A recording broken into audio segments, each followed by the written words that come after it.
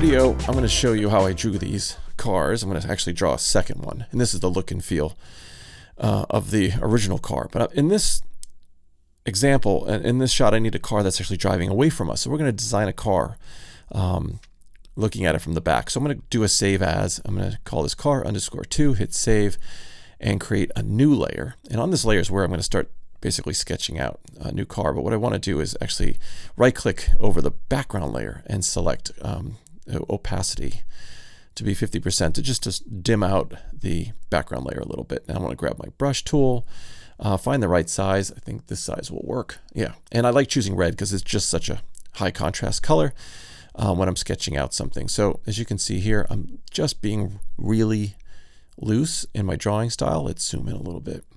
And I'm going to just draw, like I said, very loosely, the back tailgate section of the car and the bumper. I'm mainly thinking about the scale of the car relative to the background, hence why I dimmed out the background so I could still see it as I'm drawing.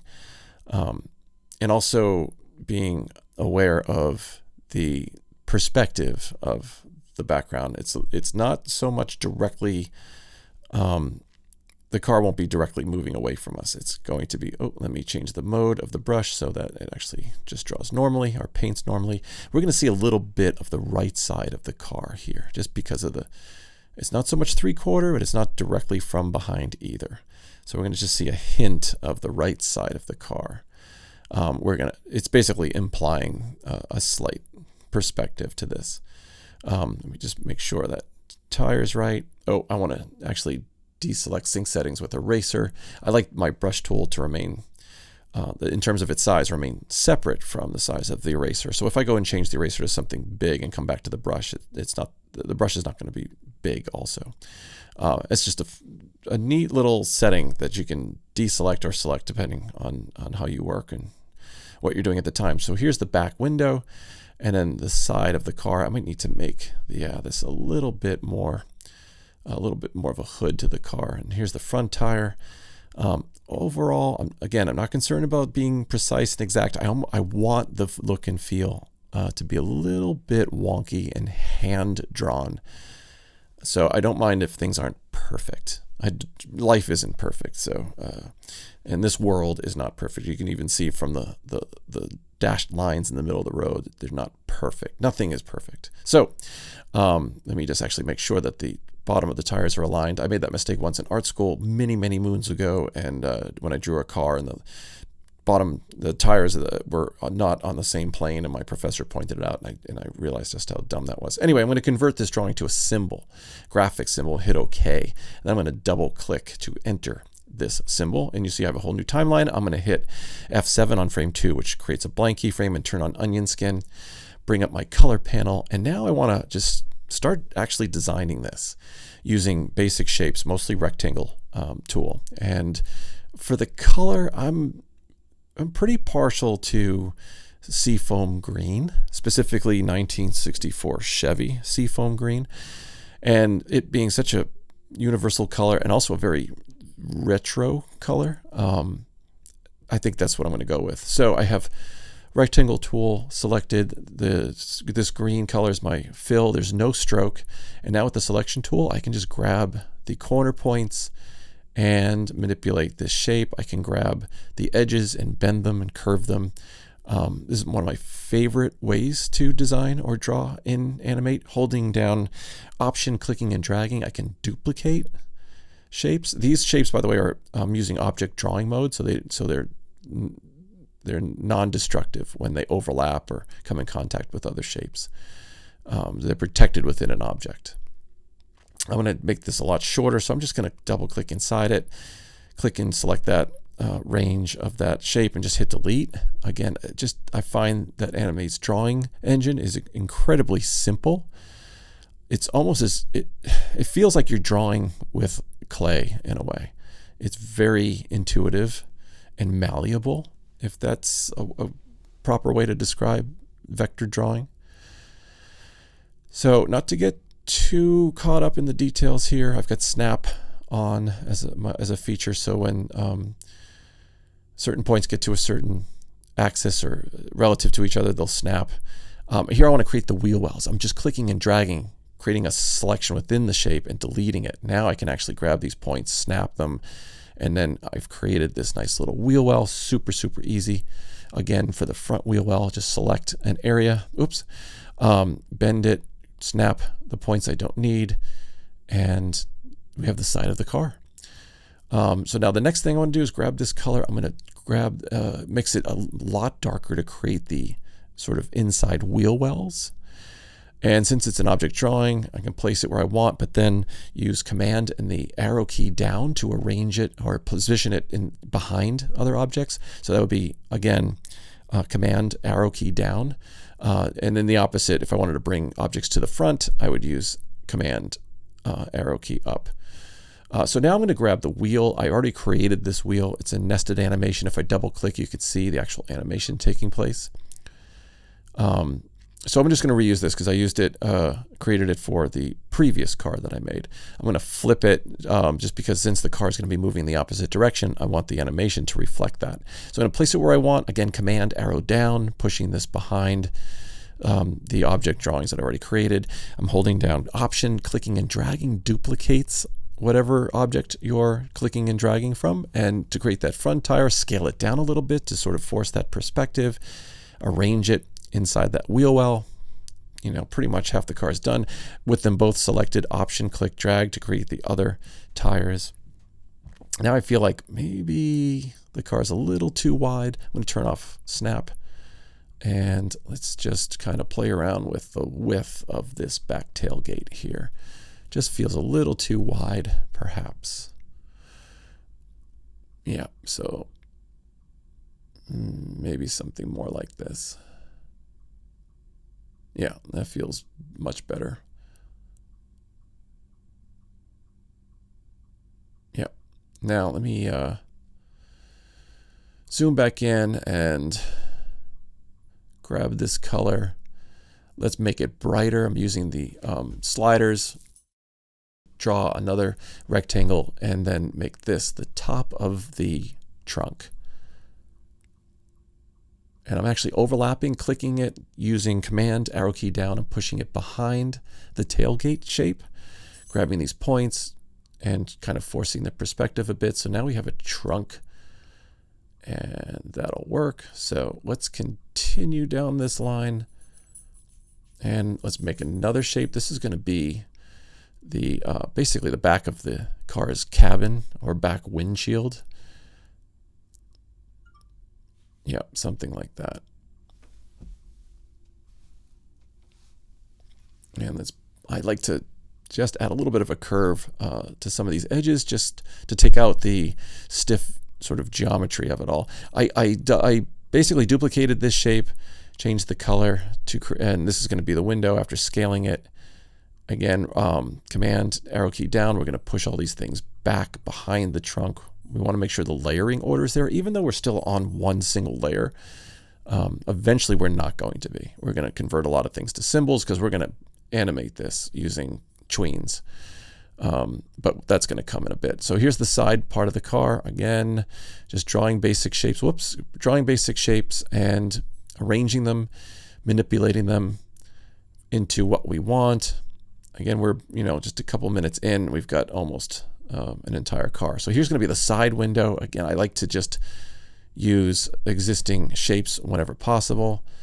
So let's get this done. I'm going to double click inside of this object drawing, I think, because yeah, it's going to be easier. In fact, there's too many curves. So I'm going to select it, and over in the properties panel, I'm going to hit straighten a couple of times, and that's going to take out all the curves and just make this a little bit easier to manipulate, and then add curves back in. So there you go. So there's a quick way to just get stuff done. Again, Animate's vector drawing tool is really cool. So now I was experimenting with square brake lights, but decided I didn't like them. I kind of liked the round ones first. So here I created a sphere with the red brake light color. I'm adding a stroke. Let's make it a little bit smaller. And I'm going to double click it and then shift it. And the reason for this, I'm going to shift it up like this, offset it. Now what I want to do is select that area and make it dark just to provide it a shadow. Double click the stroke. Let's do the opposite.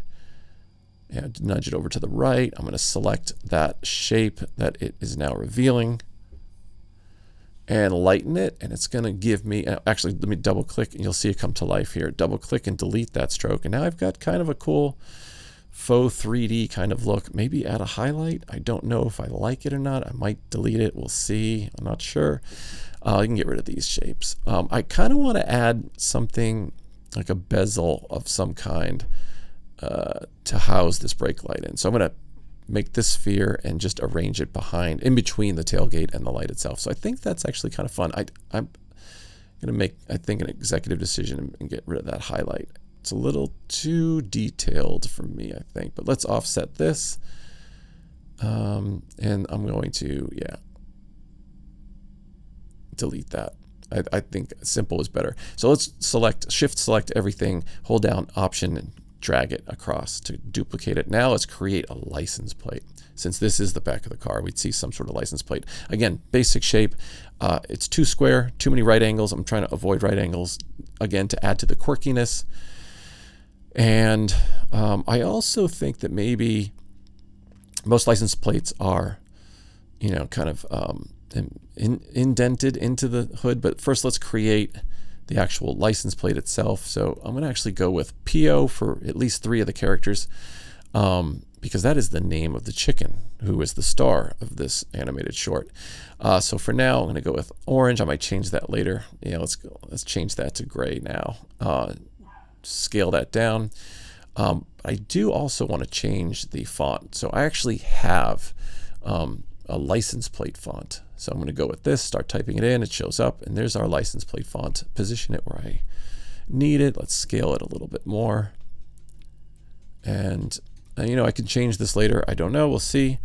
Let's make this shape a little bit bigger. And again, I want to have, I want this to feel like it's kind of part of the trunk itself. So while it's selected, I'm going to change its color to something a little darker, and then actually copy and paste that original shape back in and arrange it so that it's behind the lettering.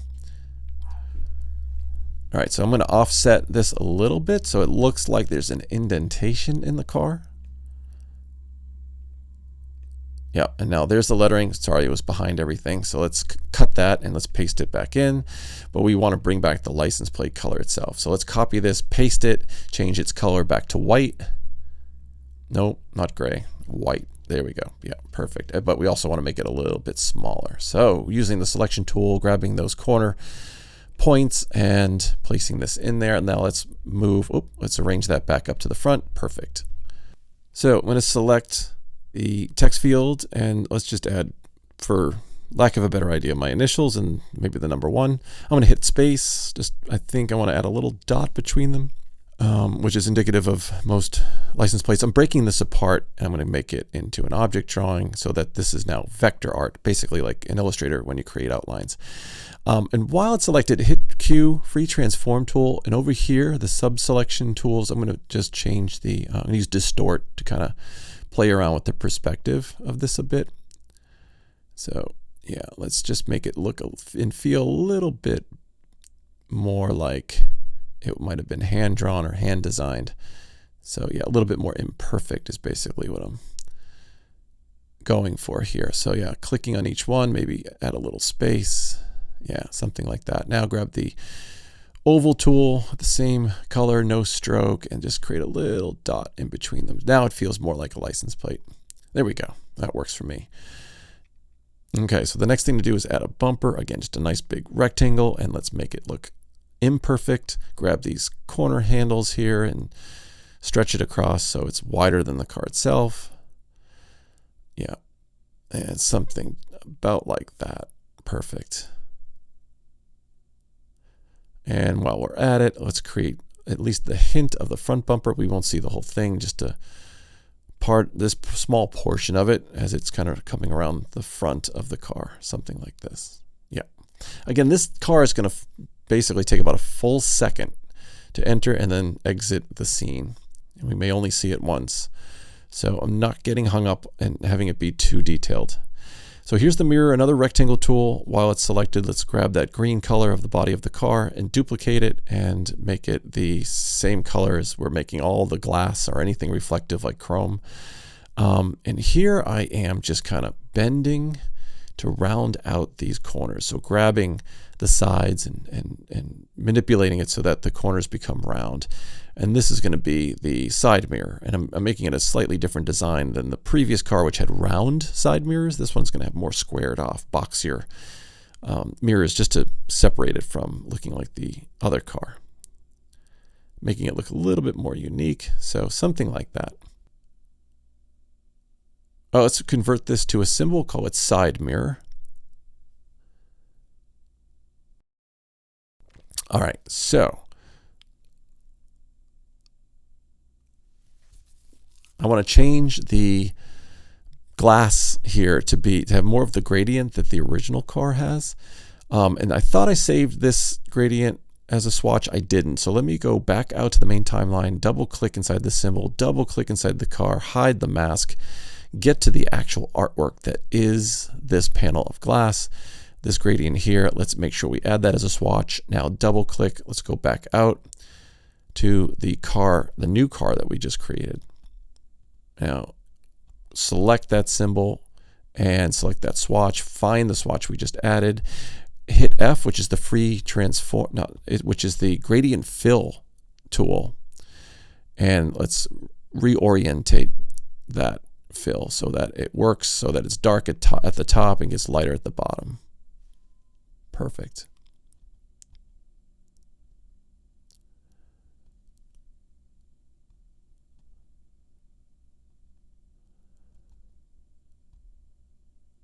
And while it's selected, let's click on the side glass and maybe see if the side mirror might work with this gradient. I think it might just be a little too small of a detail for anyone to ever notice, and it's not going to make a big enough difference. So yeah, I'm thinking maybe we just keep it as a solid color and just be done with it. Maybe make it a little lighter. It might be too light. Okay, well, I think that's going to be fine. I don't want to overthink it. This glass looks a little too low, so let's bring it up a little bit. Yeah, something like that. Okay.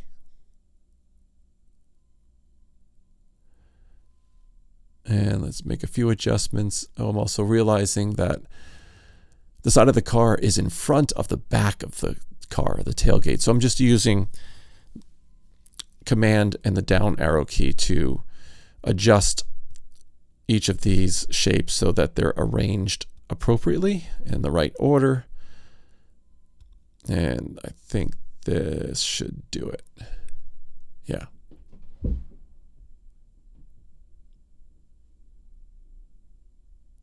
So now what I want to do is start converting each individual part of the car into a symbol. I'm grabbing everything, holding down Shift and clicking to select everything that is the tailgate. And I'm going to hit F8. It brings up the Convert to Symbol dialog box, and let's name this tailgate. And the bumper, let's select that, call it bumper. Since we already have a bumper, let's name it bumper 2. Okay. Oh, you know what? I want to highlight maybe on this bumper. I'm going to double click into the symbol, and I'm going to just paint this white line and select it and hit straighten a few times. And I'm doing this on a layer, as you'll see, as you can see down below in the timeline. It's just a layer above the actual bumper artwork. So I can work pretty freely without screwing up the original bumper. But I just want to create what looks like just a little bit of a sort of chrome reflection. Let's delete our original, or remove our original frame that has our sketch in it.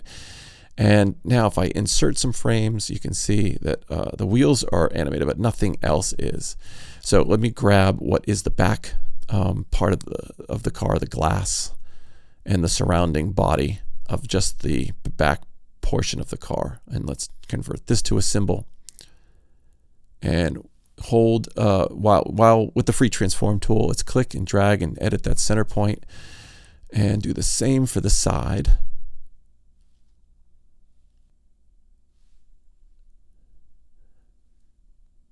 And while we're at it, let's distribute everything to layers. And you'll see that the objects that I converted to symbols, the layer names have been updated to reflect the symbol names. Anything that says layer 9, a layer 10, whatever, is still not yet a symbol. So I'm going to convert everything else to a graphic symbol. I need to do this first before applying a classic tween or a motion tween. I want to avoid having Animate do that for me. So what we're going to do is I'm going to go in here and convert one of these sort of inner or interior wheel well shapes, this dark green, into a symbol. No need to create it twice. We have, let's just duplicate one and copy and paste it to use as the other interior wheel well. Front bumper. Let's convert that. And once I convert things to symbols like this, if they're on a layer that's not really named, I just select it and do a distribute to layers command, which is I think Command Shift D on the Mac. And even though it's already on its own layer, it will recognize that. So then the only thing it does is actually update the layer name. So it's an easy way to automatically rename the layer when you do a distribute to layers command. All right, so that said, here's the hood. Again, the side glass or panel of the car on top. The trunk section, let's convert that to a symbol. Name it trunk 2. And I think the center point can stay where it is. And bumper 2, that's the front bumper. Distribute to layers renames the layer for us. And this is the glass.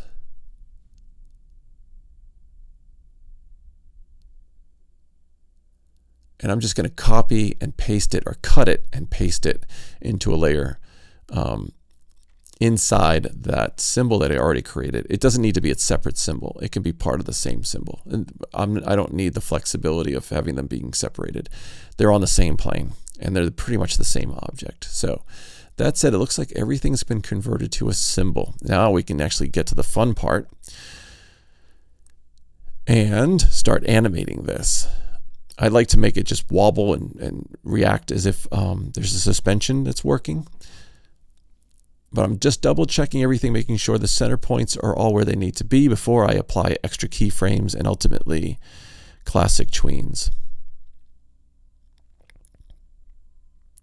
So looking at the number of frames for the original car and the spacing and timing of the keyframes and frames, just to get an idea of what I did before, just so that the cars don't look too different in terms of their action or their motion. So the next step is to create keyframes.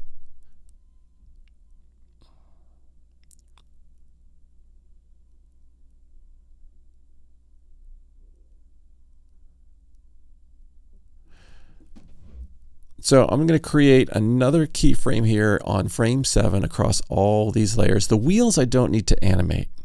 So I'm just going to lock these layers. It doesn't matter that I have keyframes on them. Here I want to grab all the assets and move the body down. And while it's in the up position on frame 1, I'm going to kind of do a little hint of squash and stretch and then skew it off to the side. And then rotate it just a tiny bit. And now create more keyframes down here on frame 13 and do the same thing but in the opposite direction. Let's make it squash and stretch a little bit and then rotate it to the right. So it's not only moving up and down, but it's moving left to right as well. So more keyframes, rotating, skewing. While with all these symbols selected, by the way, you can change the center point. And it's going to temporarily apply the new center point rotation based, and that's where all your skewing and rotation is going to be based on that center point. But it's a temporary center point. Once you've deselected all these symbols, the center point goes back to the middle when you select them again. But for each individual symbol, the center point will remain where you placed it earlier. There we go. So you get the idea. Now let's add a little bit of easing. So we're going to select across all of these layers, and the easing will be applied to each layer that we apply here. So easing out, cubic, easing in, or out here and easing in before. So we're just applying an easing out curve. And I'm not too concerned about the overall timing between these keyframes. That's something I can play with later. I do want to have the first keyframes be the same as the last keyframes in case this does loop. It probably won't though, because again, like I said earlier, that the animation of this car through the scene is only going to last about a second. So it's only going to just be played once before it disappears and it's out of scene. So we have the car. I'm going to start here on this frame a couple of seconds into the scene after the red car is left. And let's move the car down out of scene. Maybe, yeah, something about like here. Maybe scale it up a little bit more. So basically going to block out this shot. I'm going to right click or at least select a motion tween. And in this frame, you'll see the keyframe got created automatically when I moved the car, and I'm going to scale it down because it's going away from us into the background, so it's going to get smaller. I'm going to position it below the hill, and I want to split this motion, remove the tween on this side of things, and delete the car because it's just going to disappear once it goes past that. Now I need to edit the spline path so that the car follows the contour of this hill, or at least imply it.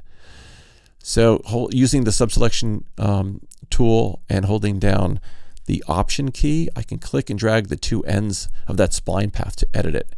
And you'll see the car starts to follow that spline path. And what I'm trying to do at this point is get that car to conform to the road, or at least look like it's part of the scene, and driving up that hill and then back down again. I'm not worried about the perspective of the car yet. I'm going to change that. I just want to get the timing of this down so I know when inside the car symbol to start playing around with the perspective of the car. So maybe think of the car as behind the hill at this point. I'm going to correct that later with a mask. So that feels pretty good to me. We might tweak it later, but it's a good start. Create a new layer, convert it to a mask, create a blank keyframe right when the car enters the scene. Actually, let's create a keyframe right when the car gets to the top of the hill, and this is where the mask is going to start. So again, I like grabbing green, grabbing the rectangle tool, unlock the mask layer, and let's create a shape.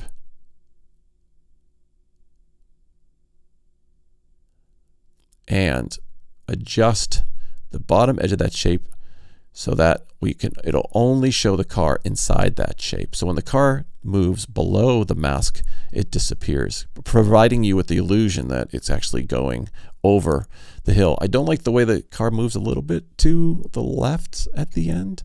So that's because of this spline path. So I want to just alter this so that the spline path conforms more to the hill. That feels a bit better. Yeah, that actually feels really good. Let's play around with some easing as well. Since the car's moving away from us, it's going to get a little bit slower. I also want to play around with slowing the car down overall. So I'm just pushing the second keyframe, the last keyframe, down the timeline a little bit more to add more frames. Yeah, it's not bad. Again, we need to change the perspective of the car, and I see that the mask isn't wide enough. You see the left-hand side of that car, see? So just go into the mask layer itself.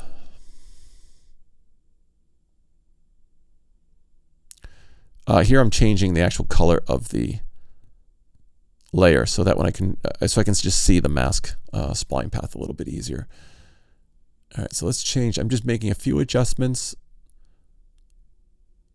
and looking at the wheels. Let's turn that from outlines back to seeing the entire car. It needs to be a little bit higher. I want the bottom of the rear wheels to just touch the top of that hill in the background. Something like that. A little bit more, yeah.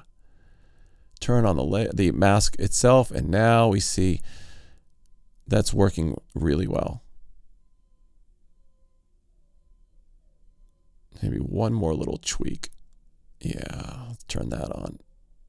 Yep, oh. We got to fix that. Mask needs to be wider on the left side. So go back into the mask layer and make just a couple of minor easy adjustments. Lock that layer again. And yeah, it's pretty good. Granted, the car is going into the other opposite lane, but maybe there's some bad drivers in this town. We don't know. So here's where I want to change the perspective of the car so that it looks like it's going to start angling down the hill, like conforming more. So we can see at this point in the animation, we double click, we're brought to that point inside the nested symbol.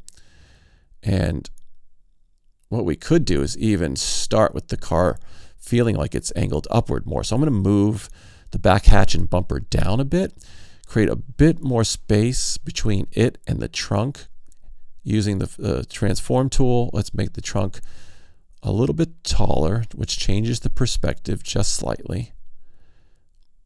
Yeah, just something like this.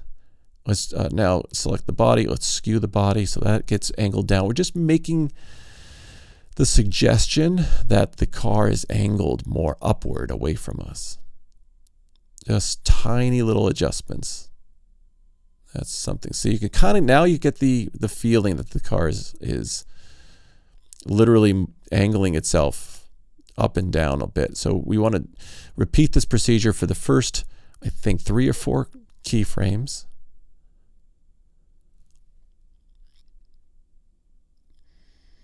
Again, just a little bit of skewing, a little bit of scaling. One more time, I think, on the 3rd keyframe here.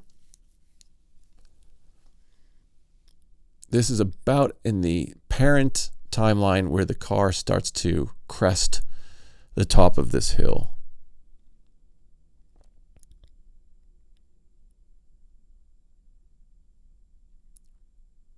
All right. Now you start to see it actually rotate or angle itself down. Now once it crests the hill, this is where we want to actually have it start to angle down more.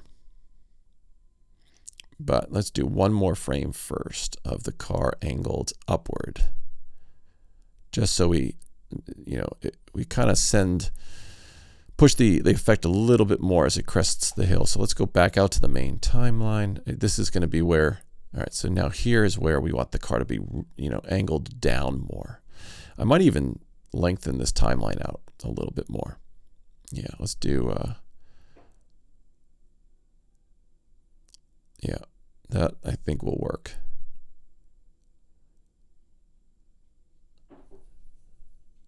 Let's lock the wheel layers again. And I'm going to angle or rotate the body differently to the opposite side, squash and stretch.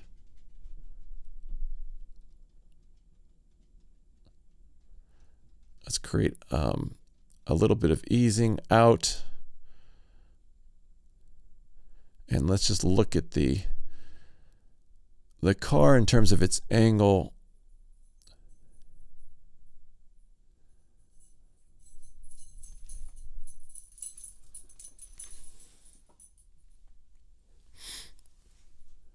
Okay, this is where the car definitely needs to angle down. So now let's select the back of the car. So now let's select the tailgate, the rear bumper, start moving that up. Let's be even a little bit overly dramatic about it. Yeah, let's skew this up. I feel like the layering might have changed a bit here, but let's readjust or align the front bumper and the wheel wells. They've changed slightly.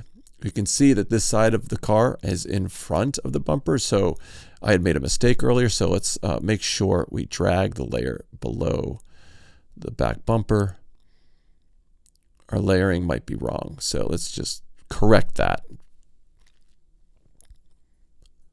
Okay, that looks right. Oh, obviously the back window needs that layer needs to move as well. That needs to be behind the tailgate. So we have a couple of minor layering issues, mistakes that are pretty easy to make, and also pretty easy to fix.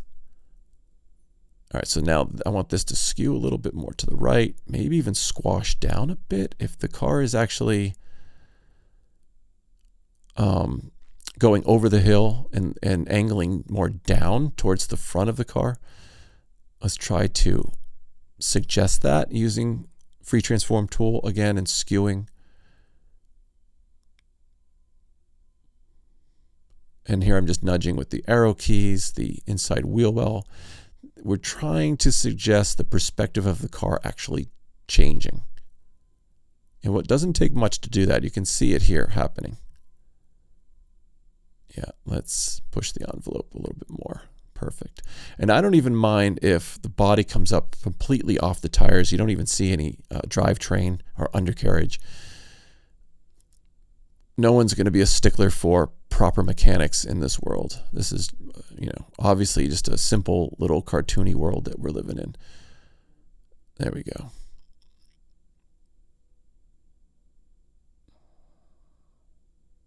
Yeah, the bumper, we need to make sure that that is visible. Again, let's fix this side window. Okay, now it looks like it's definitely angling down. Might be just enough to pull off the illusion.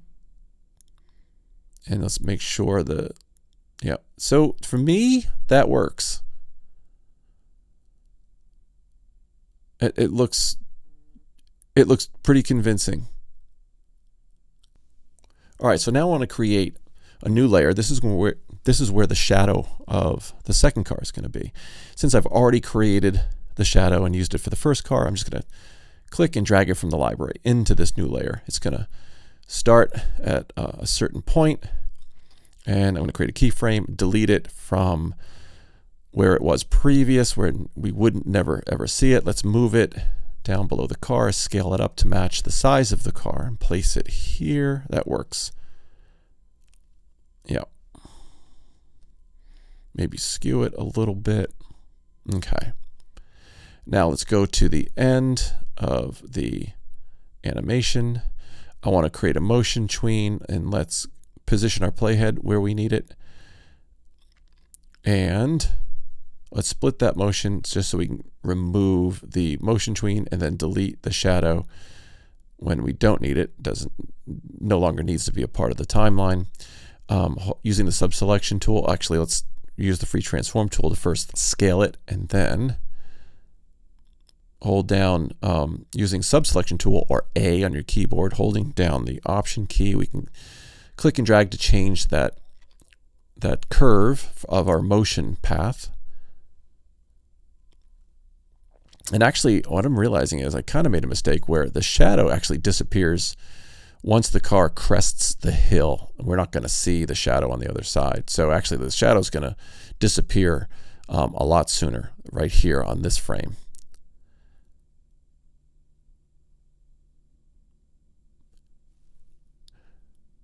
So what we're going to do is actually create a mask layer for the shadow. And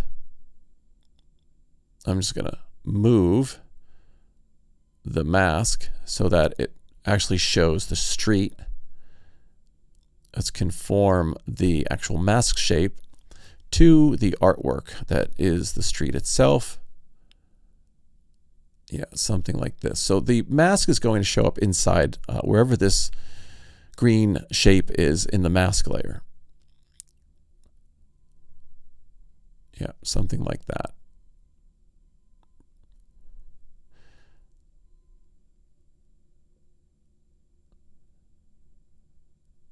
So let's split the motion here, remove the tween, and delete the actual mask. But we do need the mask to start sooner, obviously. So let's move that keyframe down. There we go. So now we see the mask just literally masked to where we need it. We need to apply a little bit of easing out, as you can see here. So I'm going to select the tween and adjust the easing so it conforms to the motion of the car itself, because the car itself has a bit of easing out to it. So the shadow would naturally need some easing out as well. If it's a little off, I can select the tween and just use the hot text slider and adjust the speed of the shadow.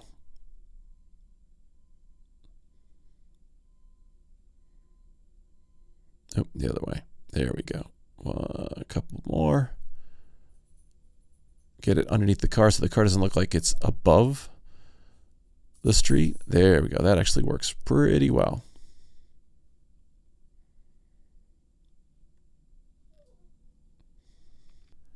All right, so now what I want to do is actually bring this animation into the actual file that has the rest of the animation with the character in it, the one that I'm actually exporting and bringing into Premiere Pro. So what I'm going to do is let's go and open up the actual master shot, so to speak. Sometimes I work in other documents and create animations and then copy and paste them into my main working file, the one that I end up exporting and using in Premiere Pro to make the final edits. Again, this is our master shot, so to speak, and you'll see the character is walking across the screen. There's a camera motion, and what we're going to do is add both cars into this. I'm going to go into the file, the document that has both our car animations.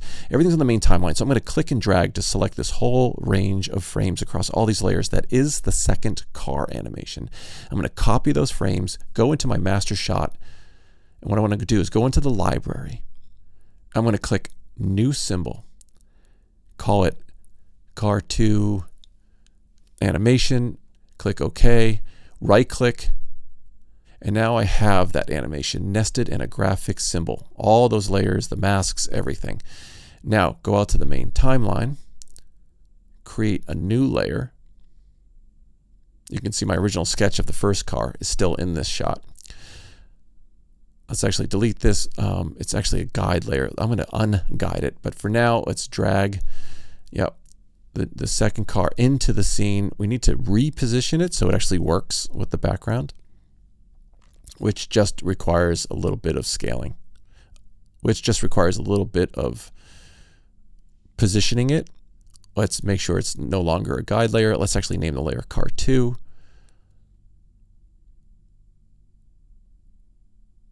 Here we go. Let's make it a little bit bigger so we can see what's going on. I can tell it's a little bit off, so let's just use the arrow keys to nudge it over so that shadow edge on the right is aligned. We can see the wheels start disappearing into the hill, so let's nudge it up a bit. That looks perfect. So now we've got this animation in a nested graphic symbol. All right, and here's the original car, the very first car we created. While I'm here, I'm going to copy and paste this car, all the frames and layers, into its own symbol as well. Why am I doing this? Since it existed perfectly on the main timeline, maybe I want to use this car again, or have it loop, and possibly change the second instance by doing a color effect to make it look like a completely different car. I don't know. I've always found that once animations are nested inside of graphic symbols, reusing them, controlling them just gets easier. It just does. And it wasn't that hard to place it in the shot. Plus, I like the fact that this chicken is just narrowly escaping being run over by two different cars. I might even go back in, like now that I'm seeing the second car, the perspective or the path of the car is a little bit off. Seems to be traveling a little straighter, but let's nudge the red car up a bit. There we go. Yeah.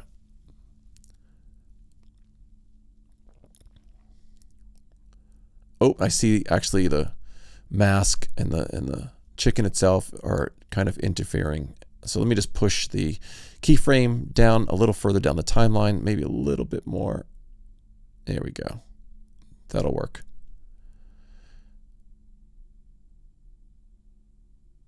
And now I also think that perhaps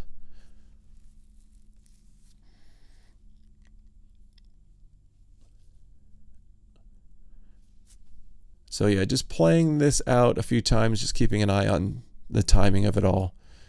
But I think adding these cars really adds more to the shot. Before the cars were added, the world felt just a little too isolated or desolate, like that this chicken was the only living thing in town. Overall, creating fun little looping animations, placing them in graphic symbols, placing them in your scenes, working with them, making them work for you. And the joy of being able to do all this inside of a single application is pretty cool. You saw me sketch, you saw me design. You saw me create vector graphics from scratch and then animate them. All in all, I spent about an hour animating that car. There's very few applications and techniques that will allow you to create a car and animate it like this in a pseudo 2.5D kind of world and incorporate it into a scene in such a short amount of time. I mean, I just haven't found anything else that would allow me to do so. So that's the great thing about Animate. It's simple. It's accessible. It's as complicated or as simple as you make it. So pay attention to the man behind the curtain. One thing I forgot to add that I realized that the other car has is the reflection in the glass. So I'm going to just add this real quick. I just copied and pasted the frames from the red car of just the highlight that's just moving up. And it gets masked. So we need to create a new layer, convert it to a mask. And let's just grab that window itself, copy, paste it in place, and change its color, and now turn on the mask by locking those layers. And now we see, now you'll see an issue here. The highlight goes up and then disappears, and there's a reason for that. If I double click and go inside the symbol that is the car animation, I need to select and sync all those keyframes that is that panel of glass, so that all the frames nested inside are synced, and that not before the issue was that the symbol was starting on frame 1 of every keyframe. So anyway, you can select all those keyframes and sync them so to make it work for you. So now it loops. Now it plays the entire animation nested. It's not starting from frame 1 every keyframe, getting to the next keyframe and starting from frame 1 again. All right, so now once you have the scene finished, or at least in a state that you feel it's pretty close to finish, let's go to File, Export, Export Video. All right, in the Export Media dialog, we can just check everything. I'm going to use H.264 compression. My path is good. Just hit Export. It's going to open up Adobe Media Encoder. All right, Adobe Media Encoder is starting. Our media is now exported. Click OK. And I'm going to minimize this and launch Premiere Pro. Here's the original scene. So now let's go import what we just exported. Here's the file. Let's double click it. And while I'm here, I right click over the footage I want to replace with clip from bin. And here's the new shot. I might just have to retime this out a little bit, but if we play it, here's the actual footage. There's the red car, and here comes the seafoam green car. There it is. So hopefully I'll have this project done in the next few weeks. I can't wait to debut it. Thank you guys for watching. I hope this helps. I hope you've learned something, and I hope there's something here that you can use in your daily Animate workflow.